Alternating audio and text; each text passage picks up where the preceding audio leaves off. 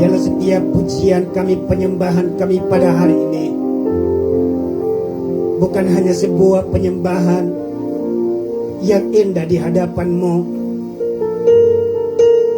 tetapi yang terutama adalah ketika kami menyikapi setiap penyembahan kami, ketika kami Tuhan menyikapi setiap pujian yang kami naikkan di hadapan-Mu, sekalipun daging kami Tuhan, sekalipun tubuh kami lenyap, tetapi biarlah kami percaya bahwa Engkau adalah gunung batu kami ya Tuhan. Tetapi bila kami percaya bahwa Engkau adalah Allah tetap selama-lamanya, biarlah kami tetap percaya bahwa Engkau adalah Tuhan yang benar dalam kehidupan kami. Terima kasih Tuhan. Terima kasih untuk setiap penyembahan pujian yang telah dinaikkan di hadapan-Mu. Terima kasih Tuhan untuk setiap doa permohonan yang telah dinaikkan di hadapan-Mu. Dan pada hari ini Tuhan, biarlah Tuhan berbicara bagi kami pada hari ini, memberkati kehidupan kami. Biarlah hari ini hamba-Mu perkatakan dalam nama Tuhan Yesus. Biar setiap telinga-telinga yang mendengar, baik yang ada di tempat ini, baik jemaat Tuhan yang beribadah live streaming, bahkan siapapun yang mendengar, yang menyaksikan khotbah ini, hamba berdoa dalam nama Tuhan Yesus. Biar pengurapan Allah terjadi, biar lawatan Allah terjadi, biar kemuliaan Tuhan dinyatakan dalam nama Tuhan Yesus. Terpujilah nama-Mu Tuhan. Kami berdoa mengucap syukur. Haleluya, haleluya. Yang percaya katakan amin.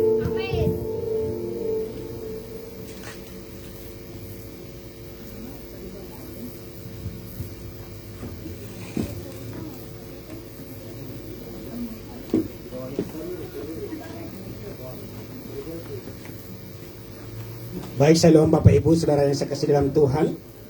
Salam sejahtera bagi Bapak Ibu yang berada di tempat ini. Dan juga saya menyapa jemaat Tuhan yang beribadah bersama kami live streaming dari Geraha Besen Jakarta. Baik Bapak Ibu, pada hari ini saya akan berkhotbah berdasarkan kitab Daniel pasal 3 ayat 17 dan ayat 18. Pada hari ini saya akan berkhotbah berdasarkan kitab Daniel pasal 3 ayat 17 dan ayat 18. Bertolak dari nats ini saya akan berkhotbah dengan judul Ketika Sikap Kita Mengharukan Perasaan Tuhan.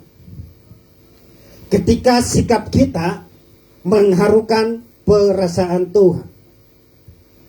Kalau Bapak Ibu ada Alkitab di rumah, bisa bersama saya merenungkan kembali firman Tuhan didasarkan pada kitab Daniel pasal 3 ayat 17 dan ayat 18. Demikian Alkitab mencatat.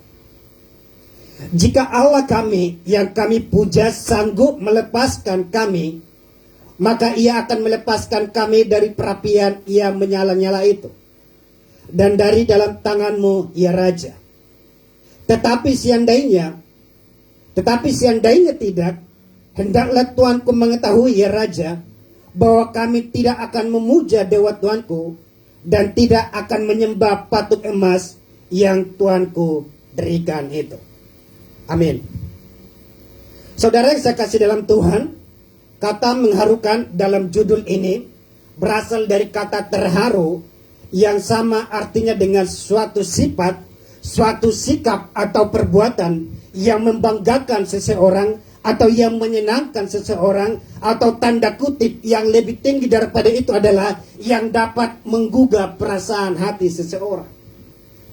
Saya katakan sekali lagi bahwa kata mengharukan artinya suatu sikap atau perbuatan yang membanggakan seseorang, yang dapat menyenangkan seseorang. Bahkan yang lebih tinggi atau yang lebih penting daripada itu adalah ketika itu sikap kita dapat menggugah perasaan hati seseorang. Nah, kalau kita melihat kembali kepada Daniel pasal 3 ayat 17 dan 18 dikatakan, jika Allah yang kami puja sanggup melepaskan kami, maka Ia akan melepaskan kami dari perapian yang menyala-nyala. Kita melihat dalam ayat 17 adalah suatu pernyataan dari 3 sekawan. Mereka mengatakan, jika Allah yang kami memuja, sanggup melepaskan kami, maka ia akan melepaskan kami. Saudara yang saya kasih dalam Tuhan, tentu Bapak Ibu sudah tahu bagaimana kisah ini, bagaimana cerita ini, bagaimana Sadrak, Mesak, dan Abednego ketika mereka diperhadapkan dengan perapian yang menyala-nyala dengan maksud supaya mereka berpaling dari iman. Tetapi apa yang terjadi? Bahwa mereka tetap setia di hadapan Tuhan. Satu kalimat yang dapat menggugah setiap telinga-telinga pendengar yang mendengarkan pada saat itu atau siapapun itu adalah ketika dikatakan dalam ayat 18, tetapi seandainya tidak, hendaklah Tuanku mengetahui ya Raja, bahwa kami tidak akan memuja dewa Tuanku. Kalimat ini adalah kalimat yang dapat menggugah siapapun, yang dapat menggugah telinga siapapun, yang dapat membuat hati seseorang itu bangga, Bapak Ibu, yang dapat membuat hati seseorang itu terharu. Dikatakan tetapi seandainya jika tidak Allah itu menolong kami, jika tidak Allah itu membantu kami, tetap kami setia, tetap kami percaya, tetap kami komitmen bahwa kami tidak akan pernah meninggalkan Allah kami. Tetap kami setia bahwa kami tidak akan pernah menyembah patung yang Tuanku buat. Saudara yang sekasih dalam Tuhan, siapapun kita yang mendengar kalimat ini, siapapun kita yang mendengar pernyataan ini, pasti hati kita tergugah, pasti hati kita terharu. Bagaimana mungkin seseorang yang sudah diperhadapkan dengan kematian, bagaimana mungkin seseorang yang nyawanya sudah di ujung tanduk, tetapi dia tetap berkata, sekalipun Allahku tidak akan pernah menolong kami, sekalipun Allah kami tidak membantu kami, tetapi kami tetap setia kepada Tuhan. Dikatakan bahwa kami tetap setia kepada iman kami. Dikatakan bahwa mereka tetap komitmen, tidak akan pernah menyembah patung yang dibuat oleh raja. Dikatakan pada nats ini bahwa Sadrak, Mesak, dan Abednego, perbuatan mereka itu merupakan perbuatan yang sangat terharu di hadapan Tuhan. Dikatakan bahwa tindakan mereka, bahwa perbuatan mereka, perbuatan yang sangat mengharukan hati Tuhan. Suatu sikap atau perbuatan yang dapat membuat seseorang terharu adalah ketika seseorang itu melakukan perbuatan itu dengan tanda kutip memaksakan diri, bukan dengan hati yang terpaksa.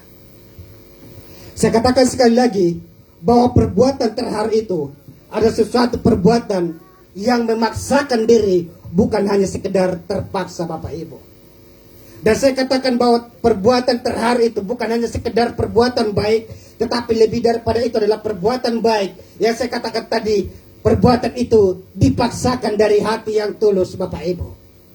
Ini yang biasanya dapat menggugah hati perasaan seseorang.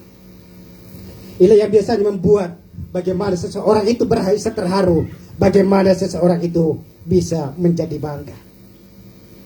Ketika sikap kita mengharukan perasaan Tuhan. Yang menjadi pertanyaan bagi kita pada hari ini adalah, bila manakah sikap kita mengharukan perasaan Tuhan? Bila manakah sikap kita dapat mengharukan perasaan Tuhan? Bapak Ibu, kalau kita membaca Alkitab, ada banyak peristiwa-peristiwa penting, ada banyak kejadian-kejadian penting, bagaimana contoh-contoh orang yang dapat mengharukan perasaan Tuhan. Tetapi 4 diantaranya pada hari ini kita akan bahas adalah, yang pertama, ketika daging yang hancur masih menyimpan hati yang utuh. Yang kedua, ketika harta yang miskin namun menyimpan hati yang kaya. Yang ketiga daripada itu adalah bahwa ketika seorang tuan masih memiliki hati seorang hamba. Dan yang terakhir, yang keempat, ketika seorang pendosa masih memiliki hati yang takut akan Allah. Saudara, 4 kebenaran firman Tuhan ini yang kita renungkan pada hari ini, bagaimana sikap kita mengharukan perasaan Tuhan. 4 sikap ini mengharukan perasaan Tuhan. Yang pertama tadi saya katakan, ketika daging yang hancur masih menyimpan hati yang utuh. Perhatikan dalam Ayub pasal 2 ayat 9 dan 10.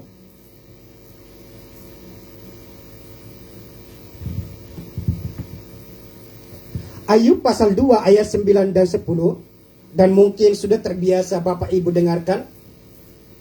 Dikatakan, maka berkatalah istrinya kepadanya, masih bertekunkah engkau dalam kasihanmu? Kutukilah Allahmu dan matilah. Tetapi jawab Ayub kepadanya, engkau berbicara seperti perempuan gila.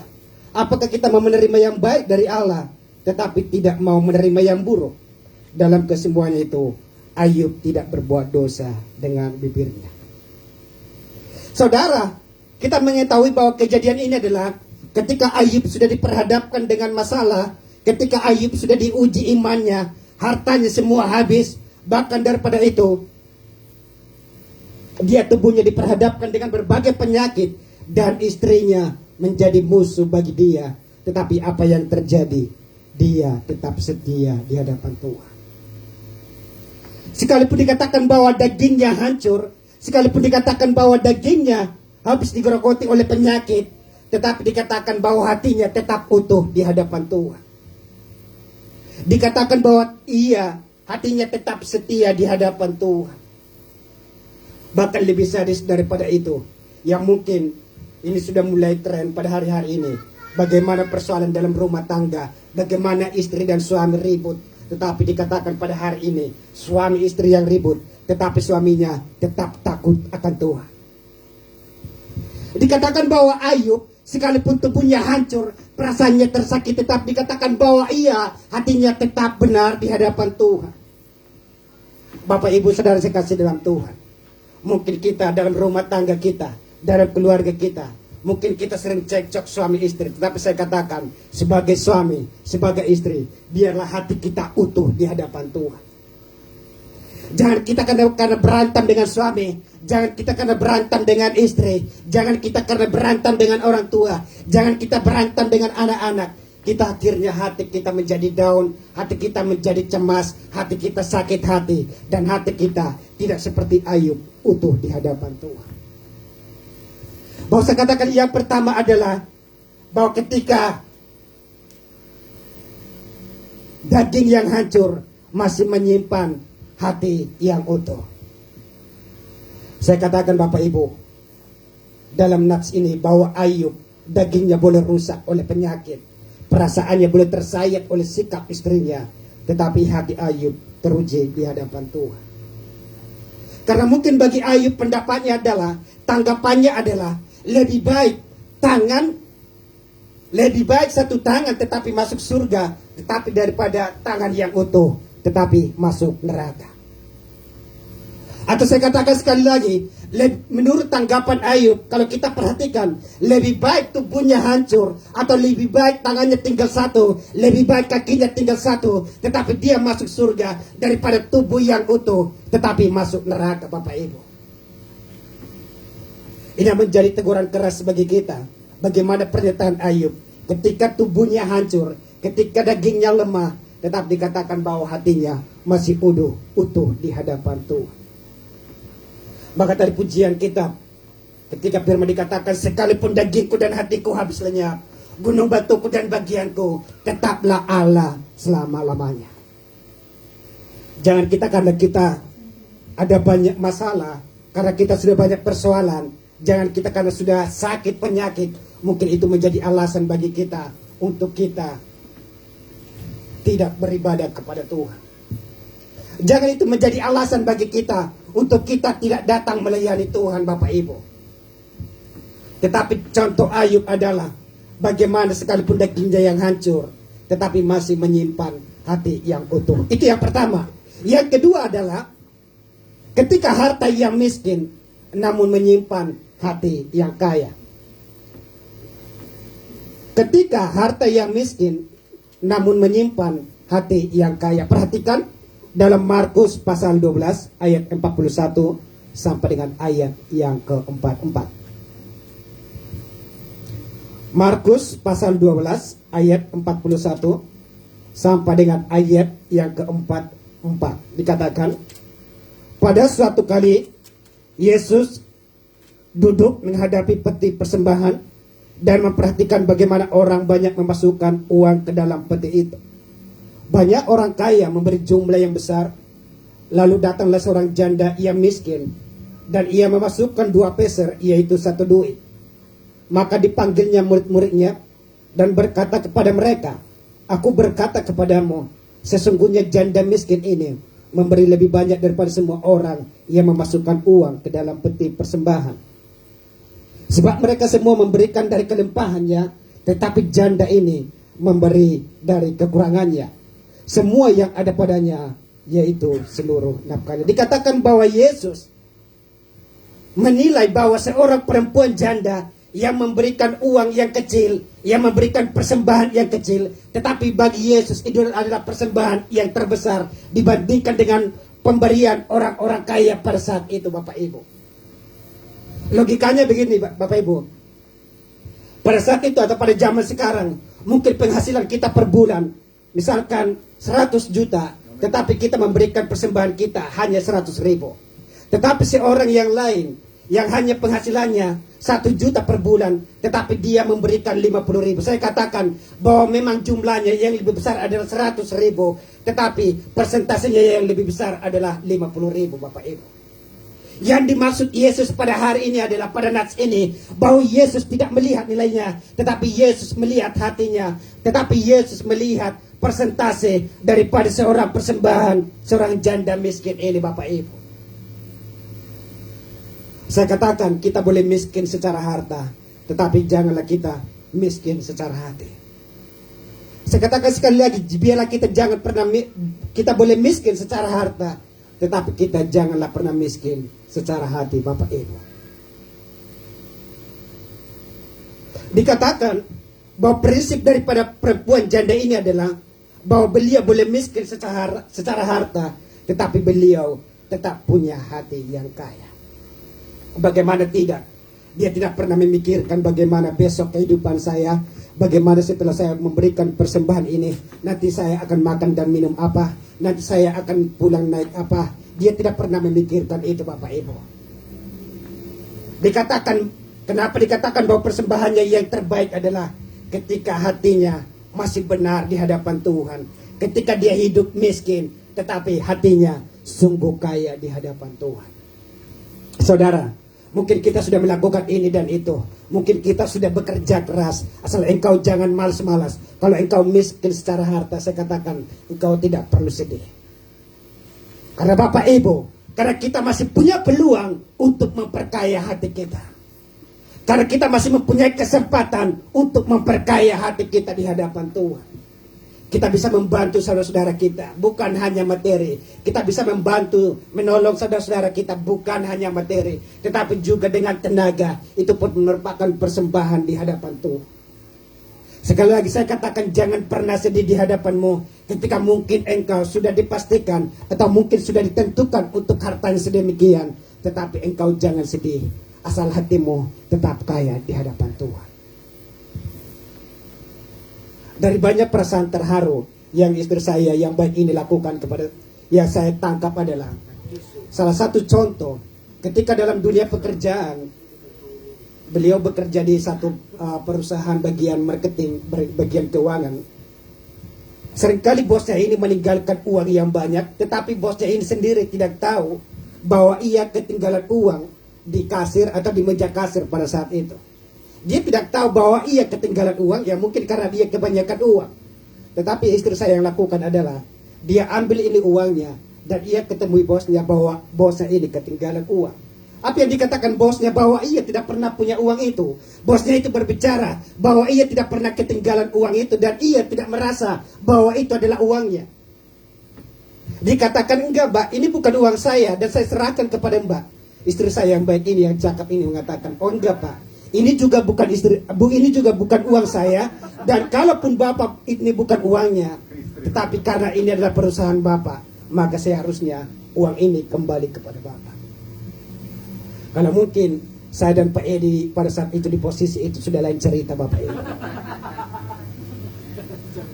Dia tetap mengembalikan sekalipun dikatakan bahwa bosnya ini tidak merasa bahwa itu keuangannya, tidak merasa bahwa itu hartanya. Bahkan dikatakan, udah ambil aja itu bagianmu. Oh tidak, ini saya akan tetap kembalikan, karena saya tidak merasa ini bahwa ini adalah milik saya. Maka kalau tidak Bapak merasa ini uangnya, maka lebih baik dikembalikan kepada perusahaan.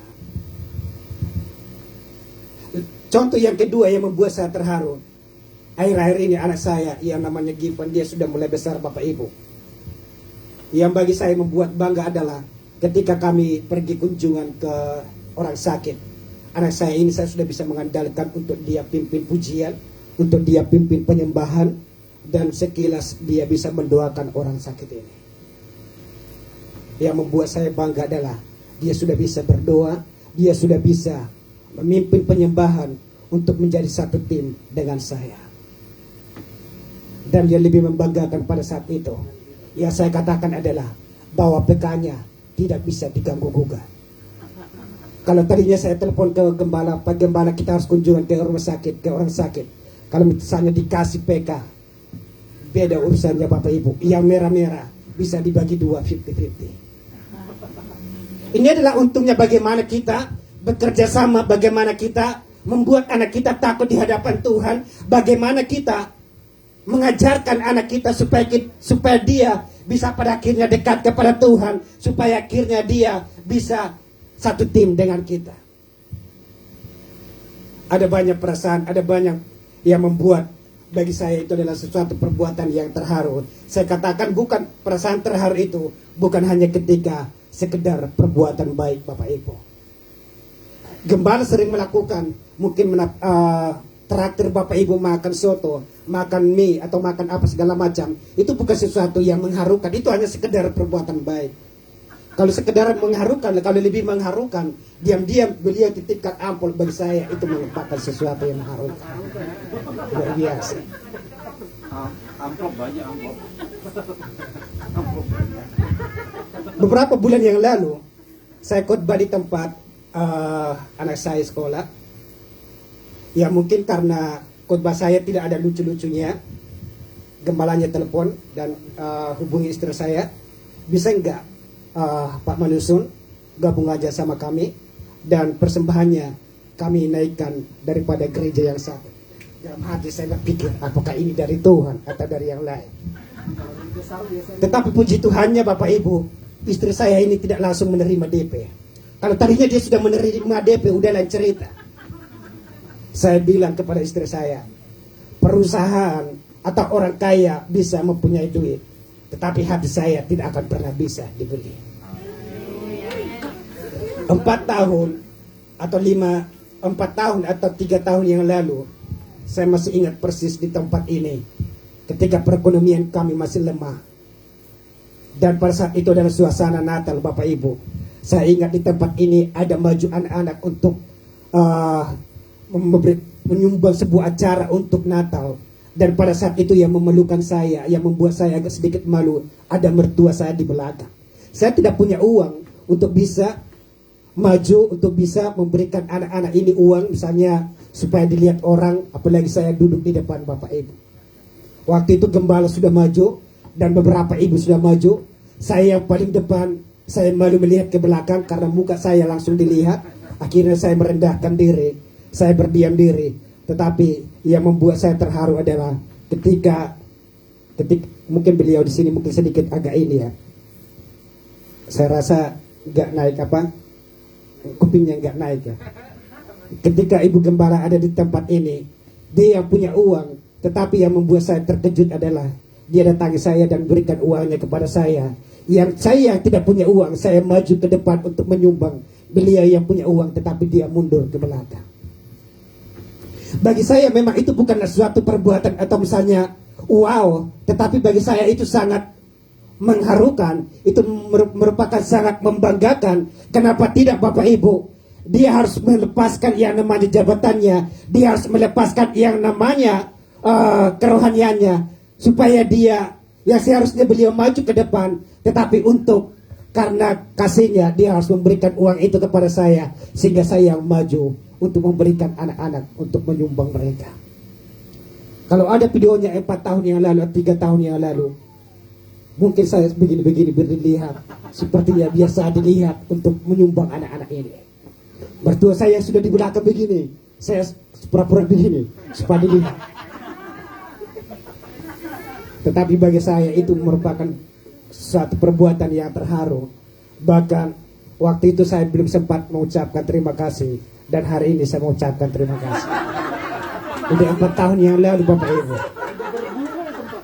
Tidak ada kata yang basi, tetapi itu adalah perbuatan yang terharu. Bukan hanya itu, yang saya lihat adalah sampai kepada HP saya sendiri pun beliau harus rela ke Gajah Mada hanya untuk mencari handphone untuk saya. Saya katakan memang bahwa sesuatu yang misalnya dia yang memberikan 100 juta atau 10 juta, beliau tidak memberikan, tetapi saya melihat bahwa hatinya yang kaya itu membuat saya sangat terharu Bapak Ibu. Perbuatan yang demikian itu sangat menggugah hati saya, sehingga saya katakan kepada istri saya, biar perusahaan itu kaya bisa memberikan 10 kali lipat, tetapi saya katakan tidak untuk itu. Dan puji Tuhannya, beliau belum terima DP, jadi masih bisa untuk toleransi Bapak Ibu. Kalau tadinya dia sudah menerima DP, ya mungkin DP-nya bagi dengan Pak Gembala, udah itu tetap tinggalkan. Itu yang kedua. Dan yang ketiga adalah ketika seorang tuan masih memiliki hati seorang hamba. Yang ketiga adalah ketika seorang tuan masih memiliki hati seorang hamba. Perhatikan dalam Matius pasal 8 ayat 5 sampai dengan ayat yang ke-10. Dikatakan dalam nas ini, ketika Yesus masuk ke Kapernaum, datanglah seorang perwira mendapatkan dia dan memohon kepadanya, "Tuan, hambaku terbaring di rumah karena sakit lumpuh dan ia sangat menderita." Yesus berkata kepadanya, "Aku akan datang menyembuhkannya." Tetapi jawab perwira itu kepada tuannya, "Tuan, aku tidak layak menerima Tuan di dalam rumahku. Katakan saja sepatah kata, maka hambaku itu akan sembuh. Sebab aku sendiri seorang bawahan, dan di bawahku ada pula prajurit. Jika aku berkata kepada salah seorang prajurit itu pergi, maka ia pergi. Dan kepada seorang lagi datang, maka ia datang. Ataupun kepada hambaku, kerjakanlah ini, maka ia mengerjakannya." Setelah Yesus mendengar hal itu, heranlah ia dan berkata kepada mereka yang mengikutinya, "Aku berkata kepadamu, sesungguhnya iman sebesar ini tidak pernah aku jumpai pada seseorang pun di antara orang Israel." Bapak Ibu, mungkin sudah sering kita membaca bagaimana kisah perwira ini. Dikatakan bahwa ia adalah seorang perwira. Kalau dalam zaman Romawi, seorang perwira itu biasanya memimpin seorang pasukan, 100 pasukan. Itu biasanya jabatannya sudah termasuk jabatan yang tinggi. Tetapi apa yang terjadi? Bahwa dikatakan dari nas ini, ia atau Tuhan ini sangat rendah hati, atau Tuhan ini sangat memperhatikan hamba, atau Tuhan ini sangat mengasihi siapapun. Sehingga saya katakan bahwa ketika seorang Tuhan masih memiliki hati seorang hamba, dan perbuatan-perbuatan yang demikian sudah merupakan perbuatan yang sangat langka Bapak Ibu. Apalagi dalam perjanjian pada waktu itu, pada zaman dulu, seorang hamba tidaklah ada nilainya. Seorang hamba, kalau misalnya dia sudah sakit, bisa seenaknya tuannya untuk memulangkan dia, bisa seenaknya tuannya untuk mungkin menyuruh dia atau memperlakukan dia. Tetapi tidak dengan seorang perwira Bapak Ibu. Tuannya ini, sekalipun ia seorang perwira, sekalipun ia seorang tuan, tetapi hatinya tetap memiliki hati hamba. Bahkan dikatakan dalam nas ini, bahkan ia sangat rendah hati ketika Tuhan mau datang ke rumahnya. Dia menyadari bahwa ia tidak layak di hadapan Tuhan. Ia menyadari bahwa Yesus adalah orang benar. Dia berkata, "Tuhan, aku tidak layak di hadapan Tuhan. Janganlah pernah datang masuk ke rumahku." Dia menyadari bahwa dia tidak layak di hadapan Tuhan. Dengan kerendahan hatinya, dia tidak layak untuk menerima Tuhan di dalam rumahnya.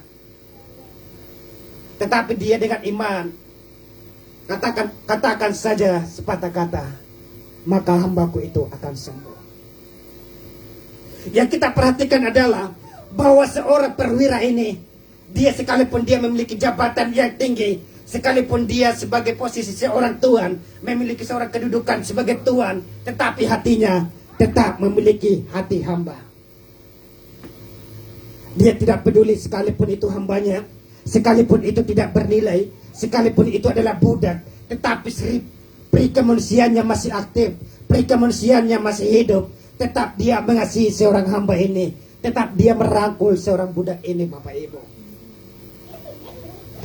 Kalau misalnya bisa saja dia menyuruh budak ini untuk pergi kepada Yesus, bisa saja kalau misalnya dia mau, dia melakukan dengan setengah-setengah, dia panggil orang lain untuk mengundang Yesus datang ke rumahnya, atau mungkin dia bisa menyuruh budaknya untuk pergi mencari siapapun tabib pada saat itu. Kalau dia melakukannya dengan setengah-setengah, tetapi tidak.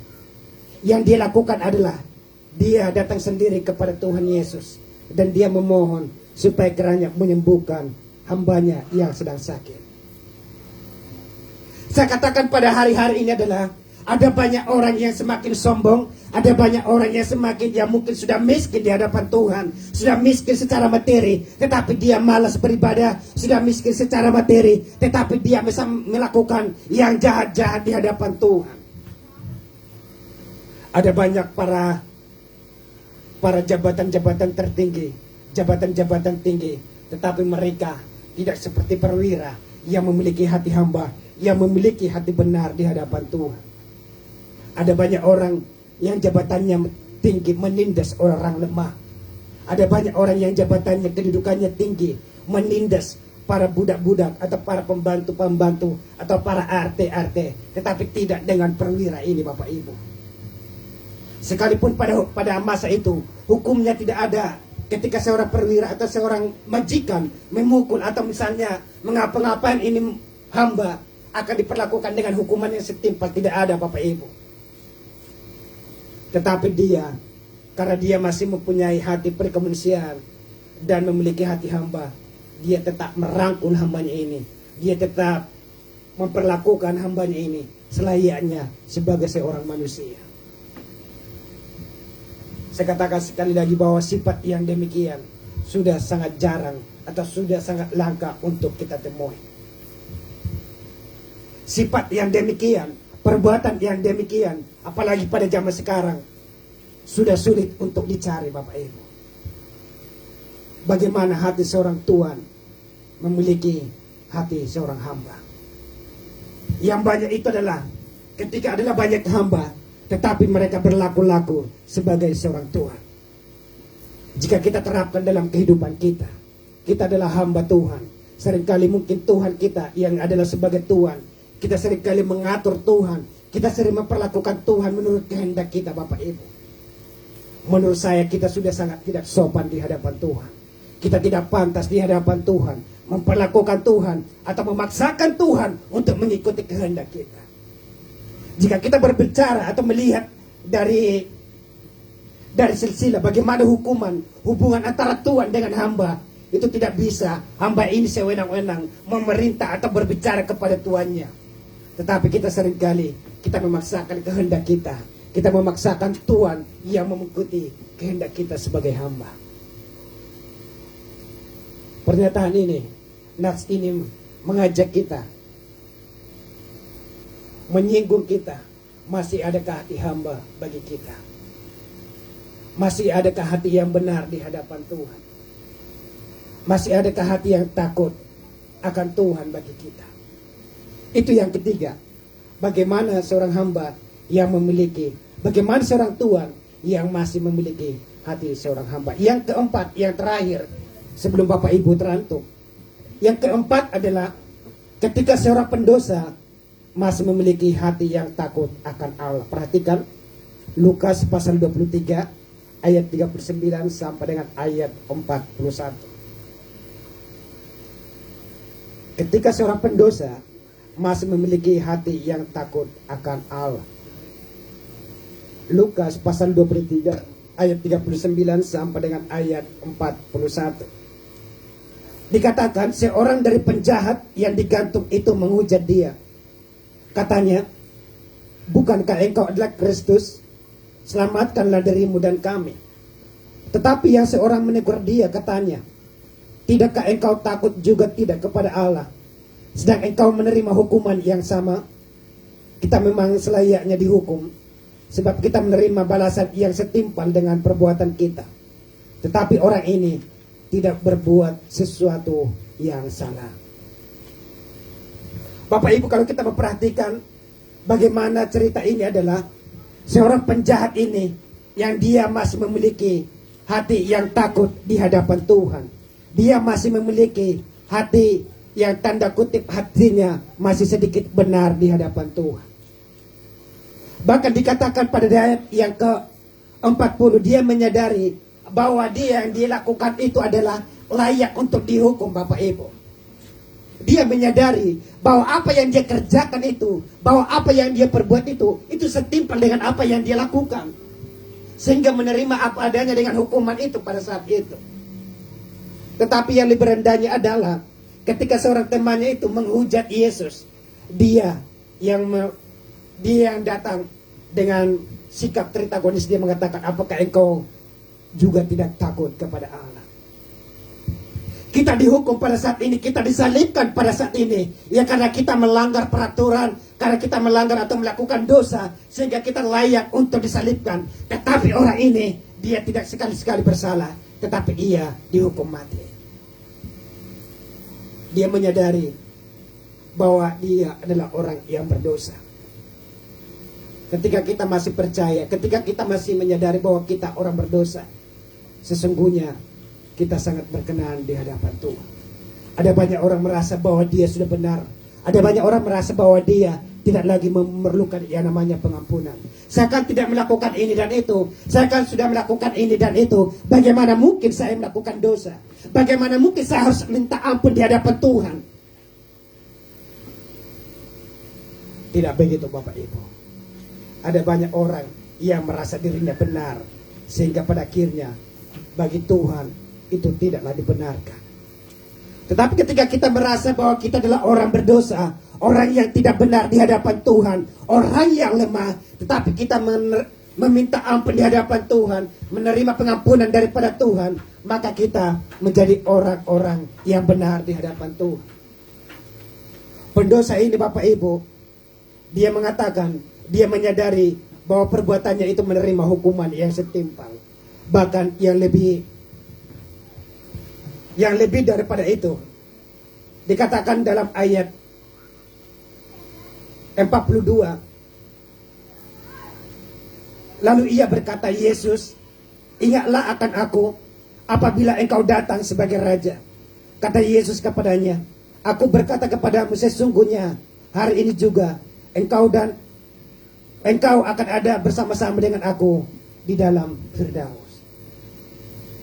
Ini adalah akibat bagaimana dia pada akhirnya bertobat di hadapan Tuhan, berubah di hadapan Tuhan.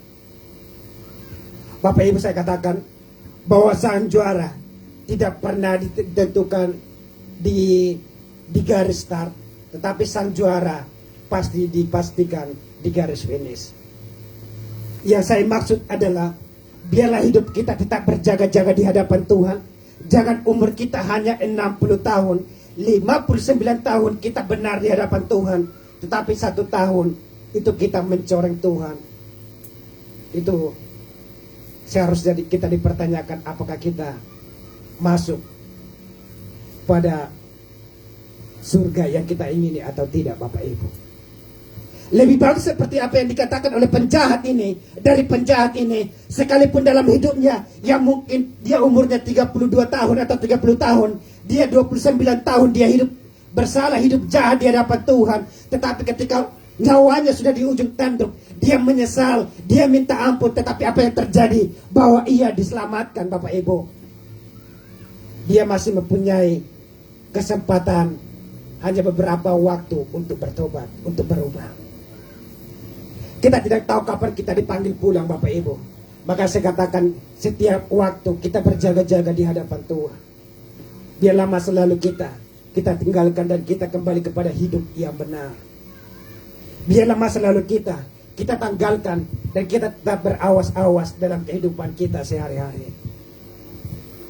Jangan kita sudah capek-capek melayani Tuhan selama umur hidup kita, tetapi ujung-ujungnya kita murtad di hadapan Tuhan. Ada banyak, kalau Bapak Ibu sering melihat berita-berita, ada banyak para artis-artis hanya karena menikah dengan seseorang yang jabatannya tinggi, hanya karena menikah dengan seseorang yang dia orang terkenal, dia meninggalkan iman. Dia sudah tua, dia Ketika dari kecil sampai dia umur dewasa, dia orang yang takut Tuhan, dia melayani Tuhan. Tetapi hanya karena sedikit, dia harus meninggalkan imannya, Bapak Ibu. Tetapi biarlah kita tetap setia di hadapan Tuhan. Cerita terakhir yang saya bahas pada hari ini adalah beberapa, mungkin sudah dibawakan di tempat ini beberapa bulan waktu itu. Ketika seorang misionaris, dia dan keluarganya memberitakan Injil ke suatu pelosok, mereka ditangkap oleh kepala suku. Bahkan mereka dipaksa untuk bertolak dari iman. Mereka dipaksa untuk ingkar dari iman. Tetapi apa yang terjadi? Sekalipun anaknya sudah dibunuh, tetap dia katakan dia tidak pernah ingkar di hadapan Tuhan. Sekalipun istrinya sudah dibunuh, tetap dia katakan bahwa dia tidak pernah ingkar di hadapan Tuhan. Bahkan yang terakhir, nyawanya menjadi taruhannya. Kesimpulannya, dia tidak pernah ingkar di hadapan Tuhan. Biarlah kita, Bapak Ibu, dalam hidup kita, jangan sekali-sekali kita ingkar di hadapan Tuhan. Demikian firman Tuhan yang saya bawakan pada hari ini. Fokus firman Tuhan saya tutup dengan kesimpulan, supaya hidup kita senantiasa membanggakan, mengesankan, yang dapat menggugah perasaan Tuhan.